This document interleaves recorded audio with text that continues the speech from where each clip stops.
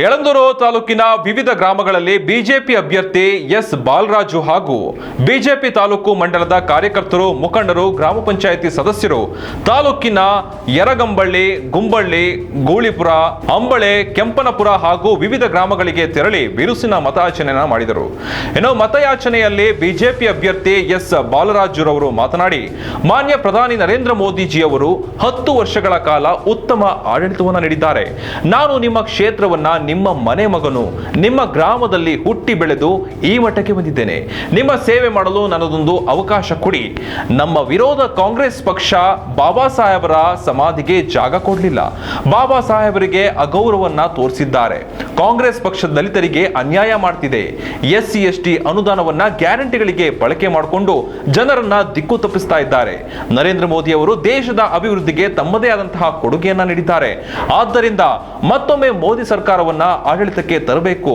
ಹಾಗಾಗಿ ಈ ಚುನಾವಣೆಯಲ್ಲಿ ನನ್ನನ್ನ ಅತಿ ಹೆಚ್ಚು ಮತಗಳನ್ನ ನೀಡಿ ಗೆಲ್ಲಿಸಬೇಕೆಂದು ಮನವಿ ಮಾಡಿದ್ರು. ಈ ಸಂದರ್ಭದಲ್ಲಿ ಬಿಜೆಪಿ ತಾಲೂಕು ಮಂಡಲ ಅಧ್ಯಕ್ಷರಾದಂತಹ ಅನಿಲ್, ಕಾರ್ಯದರ್ಶಿ ಕೆಂಪರಾಜು, ರೈತ ಮೋರ್ಚಾ ಜಿಲ್ಲಾ ಪ್ರಧಾನ ಕಾರ್ಯದರ್ಶಿ, ಬಿಜೆಪಿ ಕಾರ್ಯಕರ್ತರು, ಮುಖಂಡರು ಹಾಗೂ ಸಾರ್ವಜನಿಕರು ಹಾಜರಿದ್ದರು. ಇವತ್ತು ಕಾಂಗ್ರೆಸ್ ನಮ್ದು ಅಂತ ಹೇಳ್ತಾರೆ. ನಮ್ ಜನನು ಸ್ವಲ್ಪ ನಮಗಳಿಗೂ ಸ್ವಲ್ಪ ಬುದ್ಧಿ ಕೆಟ್ಟಾಗಿದೆ.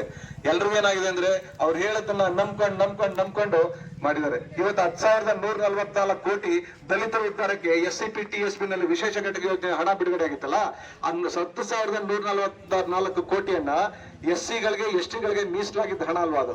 ಅವ್ರ ಅಭಿವೃದ್ಧಿಗೋಸ್ಕರ ಅವ್ರಿಗೆ ಯಾವ್ದು ಜಮೀನ್ ಕೊಡ್ಬೋದು, ಅವ್ರಿಗೆ ಯಾವ್ದೋ ಒಂದು ಯೋಜನೆಗಳು ತಂದು ಕೊಡ್ಬೋದು, ಅವ್ರ ಅಭಿವೃದ್ಧಿಗೋಸ್ಕರ ಒಂದು ಅಂಗನವಾಡಿ ಕಟ್ಟಡ ಕಟ್ಕೊಡ್ಬೋದು, ಅದು ಇನ್ಯಾವುದೋ ಒಂದು ರಸ್ತೆಗೆ, ಪ್ರಮುಖವಾಗಿ ಕೂಡ್ ರಸ್ತೆ ಇಲ್ಲ ಅಂದ್ರೆ ಅದಕ್ಕೊಂದು ರಸ್ತೆಗೆ ಹಾಕ್ಬೋದು. ಆ ಜನಾಂಗದ ಅಭಿವೃದ್ಧಿಗೆ ಅಂತ ಕೊಟ್ಟಿರ್ತಕ್ಕಂಥ ಹಣವನ್ನ ಅದು ತೆಗೆದ್ಬಿಟ್ಟು ಗ್ಯಾರಂಟಿ ಕೊಟ್ರಲ್ಲ. ಗ್ಯಾರಂಟಿ ಏನಾದ್ರು ಅಭಿವೃದ್ಧಿ ಕೆಲಸ ಆಗ್ತದ? ದಲಿತ ಉದ್ಧಾರ ಅಂತ, ಅದು ಪರಿಷ್ಠ ವರ್ಗದ ನಾಯಕ ಜನಾಂಗ ಉದ್ಧಾರ ಆಗುತ್ತೆ. ಯಾರು ಉದ್ಧಾರ ಆಗ್ತಾರೆ ಇದರಲ್ಲಿ? 2,000 ಕೊಟ್ಟಾಕ್ಷಣಕ್ಕೆ ಸಮಾಜನ ಬದಲಾವಣೆ ಮಾಡ್ತಾರ. ನಿಜವಾಗಿ ಅವ್ರಿಗೆ ಏನ್ ಮೂಲಭೂತ ಸೌಕರ್ಯಗಳು ಕೊಡ್ಬೇಕು ಅದು ಕೊಡ್ಬೇಕಾಯ್ತು. ಇದೇ ಸಮಾಜ ಕಲ್ಯಾಣ ಸಚಿವರು ಈಗ ಓಟ್ ಕೇಳಕ್ ಬರ್ತಕ್ಕಂಥ ಸಮಾಜ ಕಲ್ಯಾಣ ಸಚಿವರು ಅವ್ರ ಇಲಾಖೆಯಲ್ಲಿ ಇರ್ತಕ್ಕಂಥ 10,144 ಕೋಟಿ ಈಗ 25,000 ಕೋಟಿ ಸೇರಿದಂಗೆ ಸುಮಾರು 25,000 ಕೋಟಿ ಹಣವನ್ನ ಅವರು ಸಂಪೂರ್ಣವಾಗಿ ಗ್ಯಾರಂಟಿ ಯೋಜನೆಗೆ ಅಲ್ಲಿಂದ ಟ್ರಾನ್ಸ್ಫರ್ ಮಾಡಿದ್ರು. ಇವರು ದಲಿತರಿಗೆ ನ್ಯಾಯ ಕೊಡಿಸ್ತಾರ? ದಲಿತರಿಗೆ ನ್ಯಾಯ ಕೊಡ್ಸಕ್ಕೆ ಇವ್ರು ಬಂದು ಮತ ಕೇಳ್ತಾರ, ಮಗನ್ಗೆ ನನ್ನ ಮಗನ ಕೊಡಿ, ನನಗೆ ನೈತಿಕತೆ ಬೇಡವಾ, ಹತ್ತು ಬೇಡವಾ?